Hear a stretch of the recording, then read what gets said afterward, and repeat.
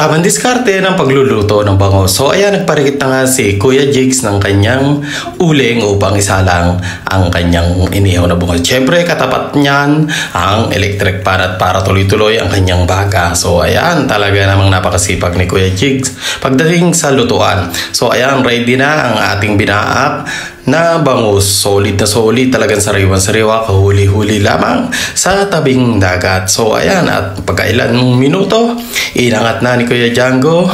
Ayan ang tamang proseso at talaga namang tamang diskarte ng pag-iihaw ng bangus. So ayan ang apot, binaliktad. Hintayin na lang po natin maluto. So ayan, luto na po ang ating inihaw na bangus. So ayan, mga kapadyang, mga viewers, mga food lovers, tara na at atin lantakan ang masarap na inihaw na bangus ni Kuya Jigs. At syempre, hindi pa huhuli ang paglagay ng kalamansi. So ayan, tara na, lantakan na natin ang masarap na inihaw na bangus na talaga namang tamang diskarte, tamang luto at syempre, mabilis ang pag-iihaw ng inihaw na bangus. Tara na!